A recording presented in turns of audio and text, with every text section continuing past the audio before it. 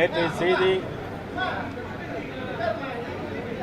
திரு அண்ணாமலை அவர்கள் பாரதிய ஜனதா கட்சியிலிருந்து விலகி அதற்கான ராஜினாமா கடிதம் ஏற்றுக்கொள்ளப்பட்டு அவர் வி லீடர்ஸ் என்ற ஒரு இயக்கத்தை ஆரம்பித்ததாக செய்திகள் நேற்று பார்த்தேன். அதில் பல்வேறு பாரதிய ஜனதா கட்சியினுடைய 1-2 பொறுப்பாளர்கள் போயிருக்கிறது.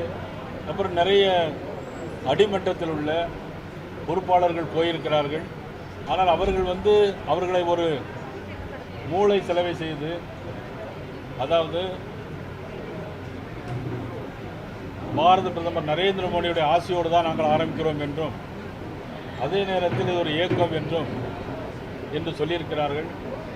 நான் பத்திரிகையில் ஊடகங்கள் வாயிலாக நான் தெரிவித்துக் கொள்வது, பாரத பிரதமர் நரேந்திர மோடியுடைய ஆசையோ, எங்களுடைய உள்துறை அமைச்சர் அமித்ஷாவுடைய ஆசையோ, தேசிய தலைவருடைய ஆசையோ, யாருடைய ஆசையும் எந்த இயக்கத்திற்கும் கிடையாது. பாரதிய ஜனதா கட்சி தேசம், இந்த நாடு என்கின்ற சித்தாந்தத்தின் அடிப்படையில் தான் இன்றைக்கு இயங்கி கொண்டிருக்கிறது. பாரதிய ஜனதா கட்சியை பொறுத்த மட்டிலும் எனக்கு முன்னாலே மூத்த தலைவர்கள், முதலமைச்சராக இருந்தவர்கள் கல்யாண சிங் அவர்கள், உமா பாரதி அவர்கள், ஜார்க்கண்ட் மாநிலத்தினுடைய மராட்டா பாண்டியா அவர்கள், இன்னும் நிறைய பேர்கள் இந்த இயக்கத்திலிருந்து வெளியே போய் திரும்பி இந்த இயக்கத்திற்கு வந்ததாகத்தான் வரலாறு இருக்கிறதே தவிர, இந்த இயக்கத்திலிருந்து போய் யாரும் செயல்பட்டு அவர்கள் இருந்ததாக எங்களுக்கு இதுவரையிலும் தெரியாது.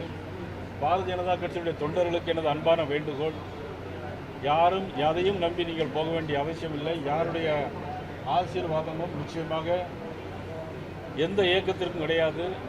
இயக்கத்தில் இருப்பவர்கள் இது பாரதிய ஜனதா கட்சியுடைய தொண்டர்களாக நிச்சயமாக இருக்க முடியாது. பாரதிய ஜனதா கட்சியில் இருப்பவர்கள் மட்டுமே இங்கே இருக்க முடியும். வேறு எந்த ஜாதி அமைப்புகளிலோ வேறு எந்த அமைப்புகளிலோ இருக்க முடியாது. ஆகவே யாரும் இதை நம்பி போக வேண்டாம் என்று நான் அன்போடு கேட்டுக்கொள்கிறேன்.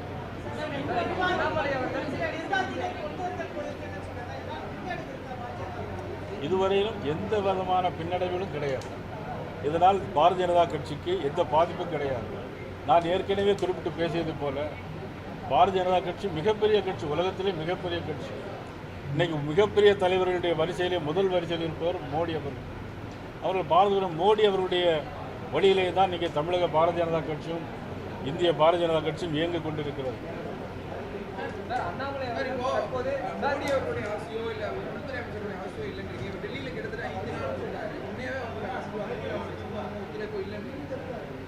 இல்லை, நீங்கள் சிக்னேச்சர் லெட்டர் கொடுத்த பிறகு எப்படி ஆசை இருக்க முடியும்? ஒரு கட்சியில் இருந்து கொண்டு ராஜினாமா கடிதம் கொடுத்துவிட்டு பிறகு அவர்கள் போன பிறகு ஆசீர்வாதம் எப்படி இருக்க முடியும்?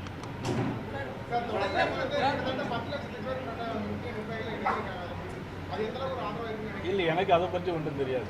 நான் கணக்கெடுத்து பார்க்கல. எனக்கு அந்த மாநில தலைவராக உங்களுடைய கடைநிலையிலிருந்து உயர்நிலை நிர்வாகிகளுக்கு என்ன சார் சொல்லுங்க? இந்த மாதிரியான சூழ்நிலையை எப்படி கையாளணும் என்ன சொல்லுங்க? அதாவது எங்களுடைய கடைநிலை கிளை தலைவர் முதல் மாநில நிர்வாகிகள் வரையில் நான் வேண்டுகோள் வைப்பது, யாரும் எதையும் நம்பி ஏமாந்து இது இயக்கம் பாரதிய ஜனதா கட்சியிலும் இருந்து கொள்ளலாம், இந்த இயக்கத்திலும் இருந்து கொள்ளலாம் என்கின்ற எண்ணம் யாருக்கும் வேண்டாம். அதை தவிர்த்து நம்முடைய கொள்கையின் அடிப்படையில் பாரதிய ஜனதா கட்சியில் மட்டுமே உறுப்பினராக இருந்து செயல்பட முடியும் என்பதை என்னுடைய அனைத்து தலைவர்களுக்கும் என்னுடைய கிளை கழகத்துடைய பொறுப்பாளர்களுக்கும் என்னுடைய வேண்டுகோளாக வைக்கிறேன்.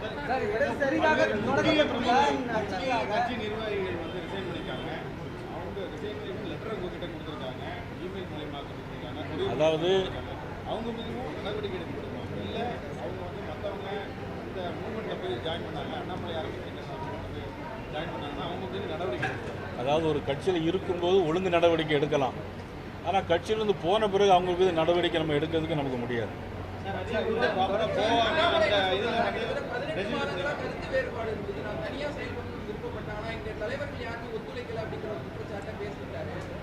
அதை பற்றி எப்படி பார்க்குறான்னா, பாரத நரேந்திர மோடியுடைய மேடையாக இருந்தாலும் சரி, மாண்புமிகு அமித்ஷா அவருடைய மேடையாக இருந்தாலும் சரி, எல்லா மேடைகளிலும் அவருடைய அருகிலே இருந்து எல்லா நிகழ்ச்சியிலும் நடத்தியவர் திரு மதிப்புக்குரிய முன்னாள் மாநில தலைவர் அண்ணாமலை அவர். கடந்த பொதுத் தேர்தலில் கூட விமானம் மூலமாக ஹெலிகாப்டர் மூலமாக 100 தொகுதிகளில் 100 தொகுதிகளில் பிரச்சாரம் பண்ணியது மதிப்புக்குரிய முன்னாள் மாநில தலைவர் அவர்கள். ஆகவே அதில் எந்த விதமான கருத்து வேறுபாடு இருந்தால் அன்றைக்கே சொல்லியிருக்கலாம். ஆனால் இப்பொழுது சொல்வது என்பது அது சரியாக இருக்காது. அது மட்டுமல்ல, இன்னொரு கருத்து உங்களுக்கு தெளிவுபடுத்த விரும்புவது, ஏற்கனவே எங்களுடைய செய்தி தொடர்பாளர் திருப்பதி நாராயணன் அவர்கள் ஏற்கனவே உங்களுக்கு விளக்கம் கொடுத்து விட்டார். அதிலே சொல்லப்படுவது என்னென்னா, பாரதிய ஜனதா கட்சி இன்றைக்கி ஒரு 2% வாக்கு தான் வாங்கியிருக்கு அப்படின்னு ஒரு தவறான கருத்து இருந்தது. உங்களுக்கெல்லாம் மீண்டும் மீண்டும் தெளிவுபடுத்துகிறேன். 11% ஓட்டு 2024ஆம் ஆண்டு வாங்கப்பட்டது. அது எப்படின்னா 23 பாராளுமன்ற தொகுதிகளில் 138 சட்டமன்ற தொகுதிகளில் வாங்கிய ஓட்டு விகிதம் 11%. ஆனால் இன்றைக்கு வெறும் 27 இடத்தில் இருந்து தான் இன்றைக்கு சராசரி 53,000 வாக்குகளும் 22% வருகிறது. இன்றைக்கு அது கணக்கு பார்த்தால் 22% வருகிறது. ஆகவே இதுவரையிலும் நடந்த எல்லா தேர்தலை காட்டிலும் இந்த சட்டமன்ற தேர்தலில் குறைந்த இடங்களில் போட்டியிட்டு அதிக சதவீத மதிப்பெண்களை நாங்கள் பெற்றிருக்கிறோம். இதை தயவு செய்து எல்லாரும் தெரிந்து கொள்ள வேண்டும்.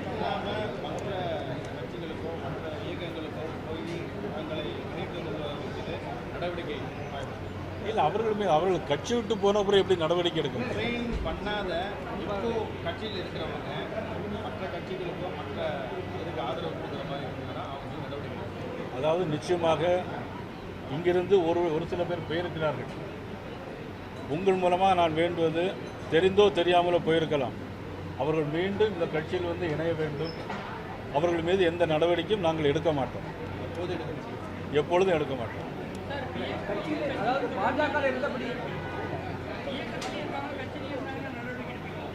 கட்சியில் மட்டும்தான் இருக்க முடியும்.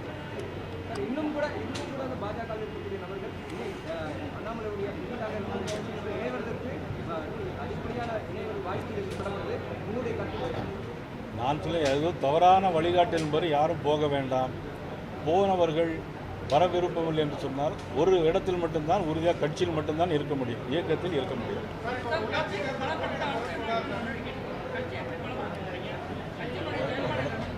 இந்த கட்சி பலமாக தான் இருக்கிறது. கட்சி பலவீனமாகவே இல்லையே.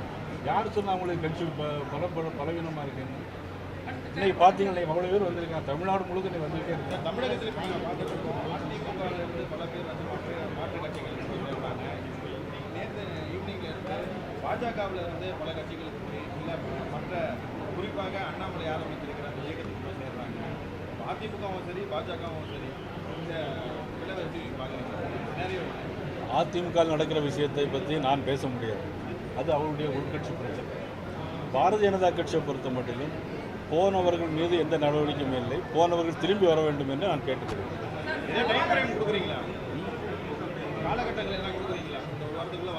இல்லை, எப்பொழுதும் வரலாம். ஏன்னா தெரியாமல் தான் போயிருக்காங்க நிறைய பேர். நான் தமிழில் தான் பேசினேன் உங்கள்கிட்ட. அதாவது பாரதிய ஜனதா கட்சியில் மட்டும்தான் இருக்க முடியும், இங்கேயும் செயல்படலாம் அங்கேயும் செயல்படக்கூடாது என்பதற்காக தான் இந்த ப்ரெஸ் மீட்டை உங்களை கூப்பிட்டு உங்களுக்கு முதல்ல நான் சொல்லியிருக்கேன். அதாவது திருப்பி வரும்போது அவங்க மீது நடவடிக்கை இருக்காங்க. கட்சி விட்டு விலகி போனவர் மீது எப்படி நடவடிக்கை இருக்கும்? என்ன சொல்றீங்க? இயலாமையில் தெரியாம எது தெரியாம நிறைய பேர் போகலாம்ல. ஏதோ இங்கேயும் இருக்கு, தம்பி சொன்ன மாதிரி இங்கேயும் இருக்கலாம் அங்கேயும் இருக்கலாம்னு சொல்லி போன மாதிரி தெரியாம போகலாம்.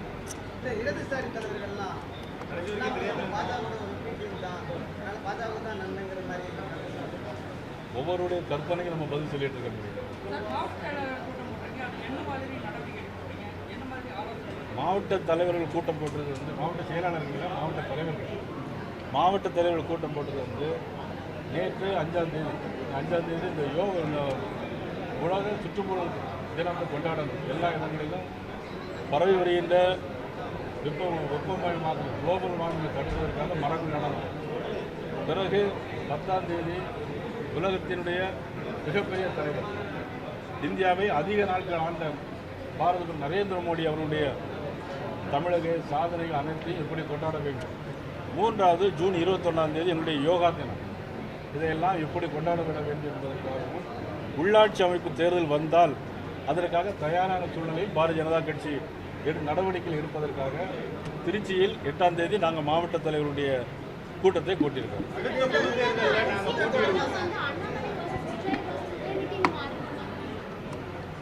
அதாவது நீங்கள் இப்போ என்ன வேணாலும் சொல்லலாம், ஆனால் உலகத்திலே மிகப்பெரிய கட்சின்னு நான் சொன்னேன். இந்தியாவில் இன்றைக்கி 1700 எம்எல்ஏக்கள் மேலே இருக்கிறாங்க, 270 பாராளுமன்ற உறுப்பினர்கள் வச்சுருக்கிறோம். ஆக தமிழகத்தில் வருங்காலத்தில் பாரதிய ஜனதா கட்சிக்கும் ஆளுங்கட்சிக்கும் தான் எங்களுக்கு போட்டி நிச்சயமாக இருக்கும்.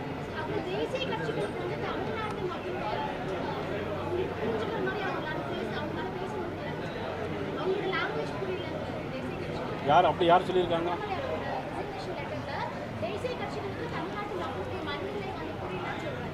வணக்கம் தமிழகம், பிரதமர் மோடி படம்.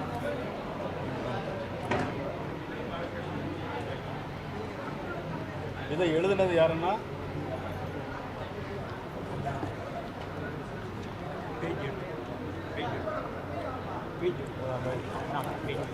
திரு அண்ணாமலை அவர்கள்.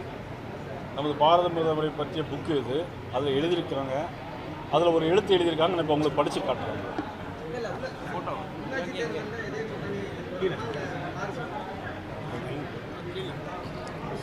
இதில் தமிழர்களுக்காக மோடி, தமிழகத்திற்காக மோடி, இந்தியாவிற்காக மோடி. இப்போது படிப்படியாக ஆனால் சர்வ நிச்சயமாக மோடிக்காக தமிழகம். இங்கே பாருங்க, இந்த படிச்சீங்களா? இதுதான் பதில் உங்களுக்கு. இதை சொன்னது அண்ணாமலை.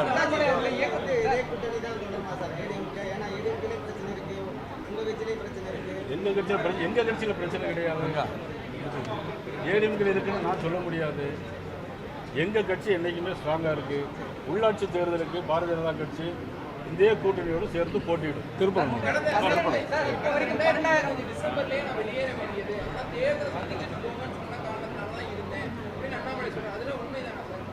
அதை பற்றி எனக்கு தெரியாத உண்மை இல்லை.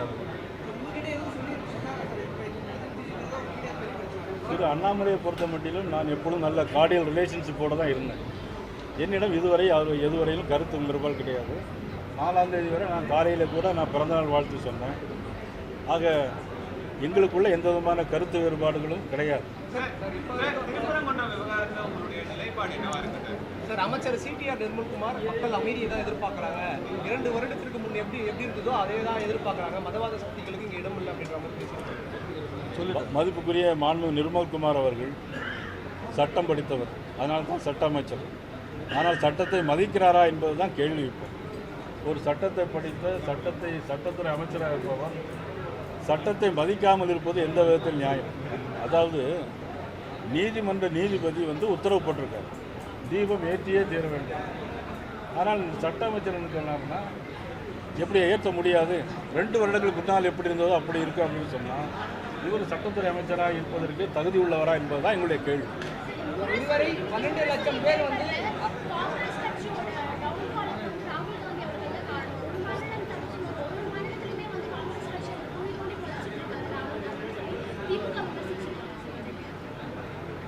திமுகவும் காங்கிரஸும் பிரிக்க முடியாத, பெவிக்கால் போட்டு ஒட்டின மாதிரி பிரிக்க முடியாத கூட்டணியாக இருந்தாங்க.